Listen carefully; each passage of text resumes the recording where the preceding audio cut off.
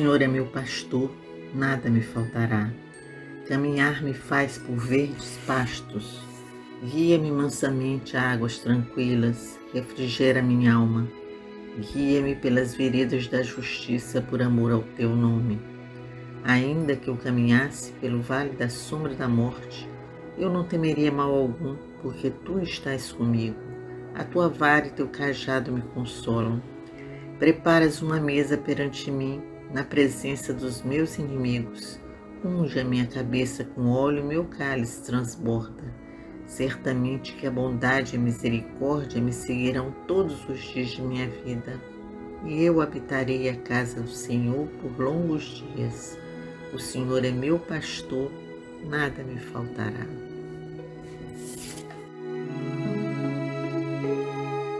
Oração de São Jorge. Glorioso São Jorge, invencível na fé em Deus, que traz no rosto a confiança e esperança, abra meus caminhos e proteja-me meus caminhos e jornadas.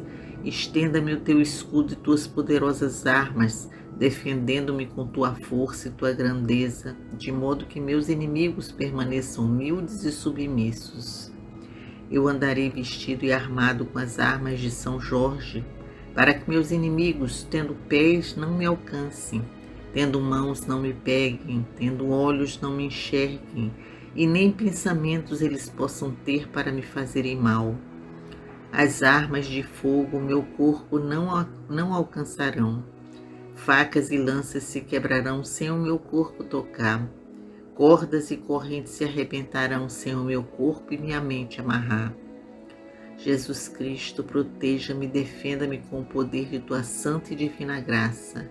Santa Maria, Mãe de Deus, cubra-me com o teu manto sagrado e divino, acolhendo-me e protegendo-me em todas as minhas dores e aflições.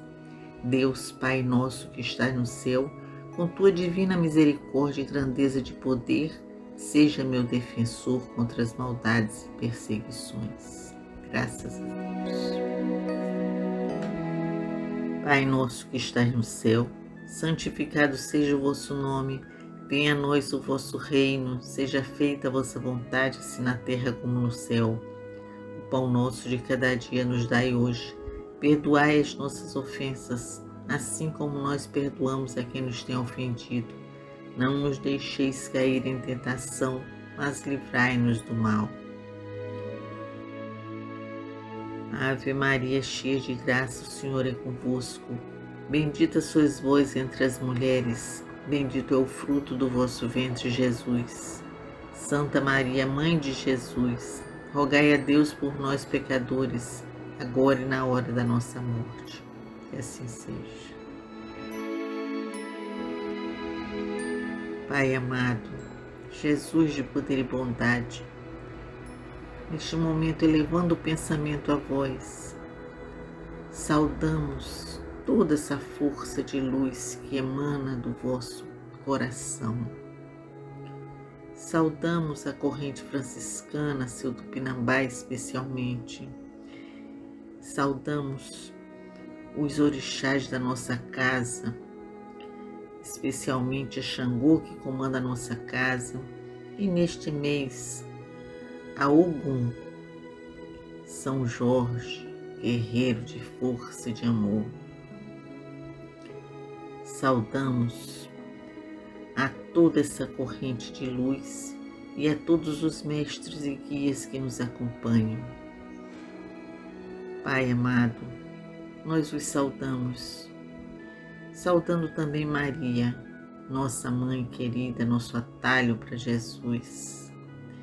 Pedimos, Pai, que esses guias de amor nos ajudem, nos orientem em vosso nome, nos tragam força e compreensão da vida. Pedimos a proteção e a bênção de São Miguel Arcanjo, São Francisco de Assis, da Fraternidade Branca Universal de Melquisedeque.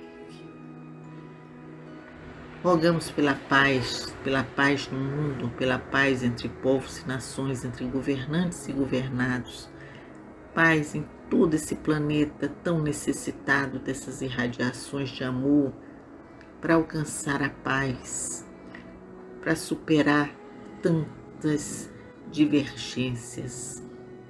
Pedimos, Pai, pela paz nos nossos lares, pela paz no nosso país, no nosso Rio de Janeiro, pela paz principalmente em nossos corações.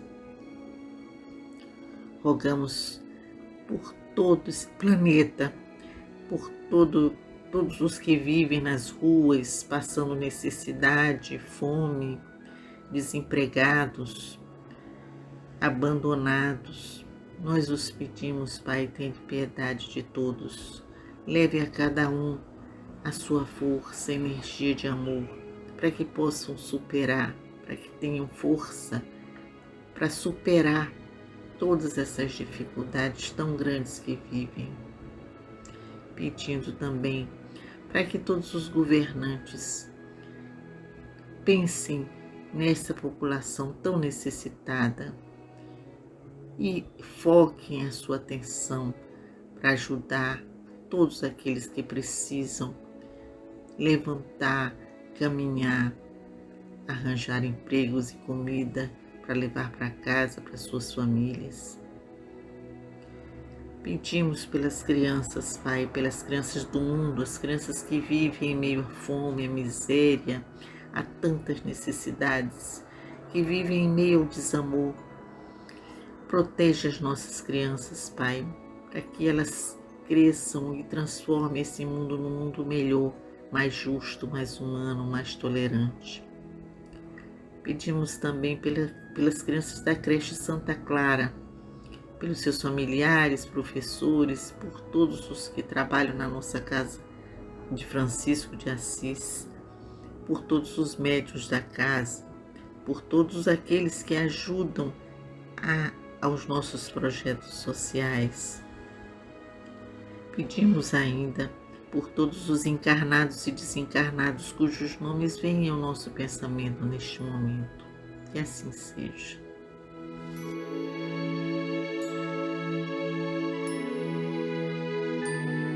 Da sabedoria do Evangelho de Torres Pastorino, predição da morte, setembro de ano 30. Mateus capítulo 17, versículos 22 a 23. Enquanto eles atravessavam a Galileia, disse-lhe Jesus: o Filho do Homem está para ser entregue às mãos dos homens, e eles o matarão, e ao terceiro dia ele despertará. E eles entristeceram-se grandemente. Quando Jesus se retira do Tabor após a cura do obsidiado, atravessa a Galileia, procurando manter-se incógnito durante a viagem, a fim de completar ensinamentos a seus discípulos. Aproximava-se a hora da experiência máxima, o momento supremo de pôr em prática os maiores ensinamentos que ministrara a respeito da personalidade. Queria que ficasse bem impresso em suas mentes que aos discípulos não bastava aprender, mas era imprescindível experimentar pessoalmente. Isso era dito em tom de ensinamento. E entre as lições é acrescentado que o Filho do Homem será entregue nas mãos dos homens. O fato de ser entregue nas mãos dos homens era considerado o maior suplício imaginável, e já Davi preferira a peste. Caiamos nas mãos de Yahvé, pois suas misericórdias são grandes, mas que eu não caia nas mãos dos homens. E também o Eclesiástico repete: cairemos nas mãos do Senhor, não nas mãos dos homens, isto porque os homens não sabem perdoar. Os discípulos ouvem a recomendação do Mestre de guardar estes ensinamentos, mas não alcançam a profundidade dos mesmos. Só sabem, por enquanto, observar o lado externo. Se ele é o Messias, como poderá ser sacrificado? Não há dúvida que logo se acrescenta que será despertado ou se levantará ao terceiro dia. Mas, de qualquer forma, fica a impressão de que eles não querem entender a coisa totalmente. Comentário esotérico de Torres Pastorino. Novamente insiste a individualidade de Jesus, ensinando a personagem o que ela tem que fazer para poder sublimar-se, sublimando o espírito que a construiu. Mas a personagem faz-se de desentendida. Entrevê a coisa, mas não a percebe plenamente, e tem medo de penetrar mais a fundo, receia compreender totalmente o assunto, assumindo com essa compreensão a responsabilidade de agir, obrigando-se a obedecer à voz interna que a quer chamar à realidade. De outro lado, jamais o espírito revela com clareza meridiana o que está para ocorrer. As indicações são veladas para que a personagem não se assuste demasiadamente fugindo à iniciação dolorosa. O Filho do Homem não será entregue nas mãos dos homens, que o matarão, mas ele se levantará ao terceiro dia. A revelação é espantosa e os atemoriza, pois não podem fixar-se no final despertamento após permanecer 3 dias no coração da terra. O que apavora a personagem é a dor, o sofrimento físico e, sobretudo, a morte. O espectro terrível com poderes discricionários e irresistíveis para aniquilar o ser atual, para destruir a personagem transitória, para reduzir a zero o filho único tão querido, nome que tanto prezamos. As mãos dos homens, as feras devoradoras, somos todos lançados quando mergulhamos na carne, no antissistema, enterrados no polo negativo, à mercê da ignorância e da maldade, sem peias e sem limites, ávidas de sangue e destruição, de saque, de gozos sádicos, de martírios morais e, se possível, de torturas físicas.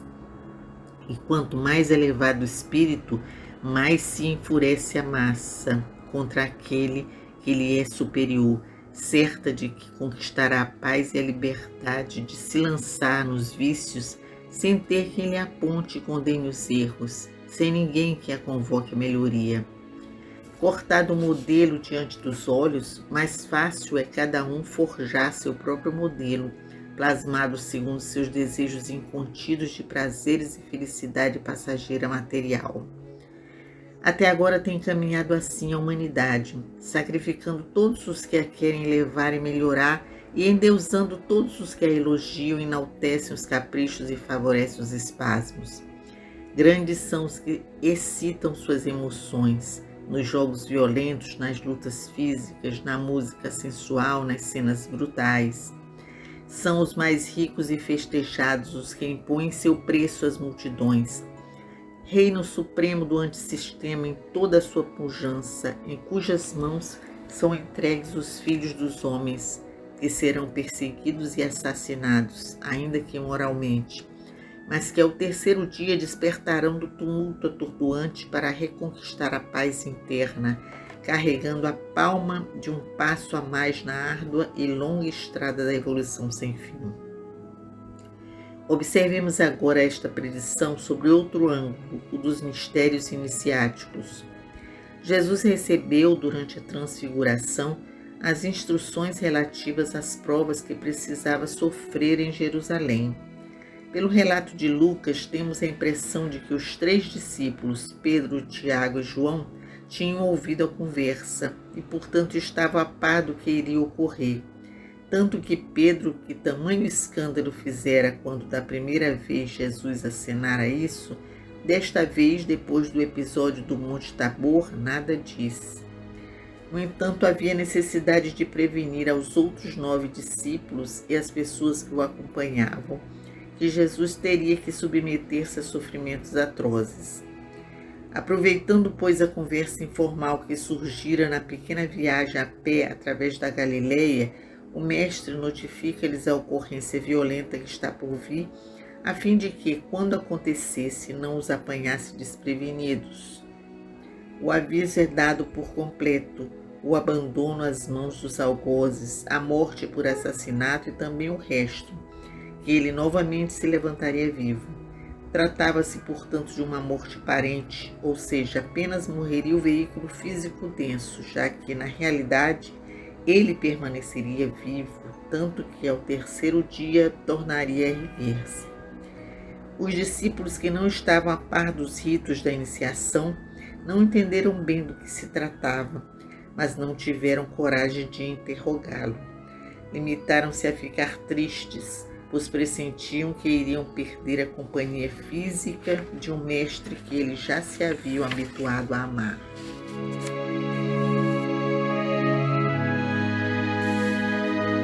Esse evangelho nos mostra o episódio em que Jesus fala aos seus discípulos de tudo que ele iria passar na prisão, do Calvário, depois da ressurreição.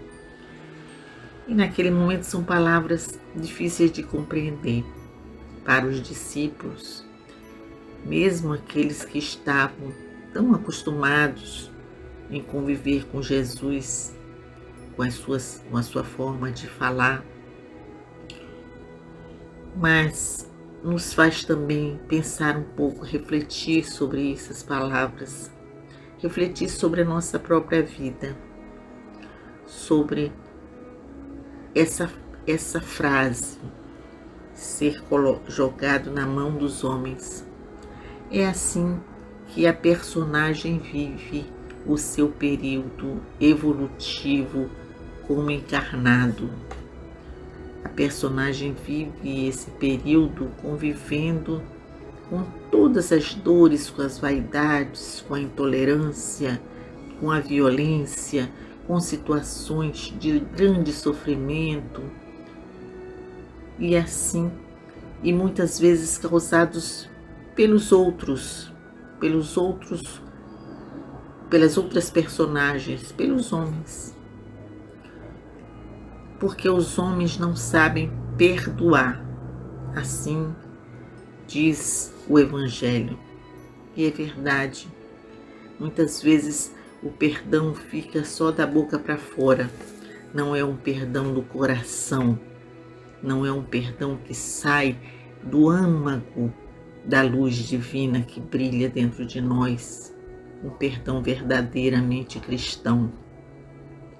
Muitas vezes nós vivemos momentos de grande dificuldade causados por outros irmãos e não conseguimos compreender que aquilo faz parte do nosso processo evolutivo, que nós temos que entender que muitas vezes estamos compreendendo de forma diferente ou até não estamos aceitando que seja uma mensagem para nos ajudar no nosso processo de evolução. Porque o grande caminho nosso é cair nas mãos de Deus, nessas mãos misericordiosas, que quando nossa personagem crescer e compreender que as mãos de Deus, que este brilho maravilhoso que emana do Pai Maior está dentro de nós e que nós podemos começar a nos transformar ainda neste plano evolutivo, compreendendo e aceitando as dificuldades que vivemos, tendo mais tolerância e compreensão com os nossos irmãos, porque vivemos entre eles e quanto mais próximos estamos, exatamente mais próximos estamos daqueles que em outras encarnações nós tivemos dificuldades ou tivemos afinidades. E aí é preciso evoluir com esses irmãos, para que não tenhamos que voltar muitas e muitas vezes para resgatar esses nossos karmas, para aliviar o nosso peso karmático e caminhar cada vez mais para viver a vida de espírito, a grande iluminação que existe emanada pelo Pai.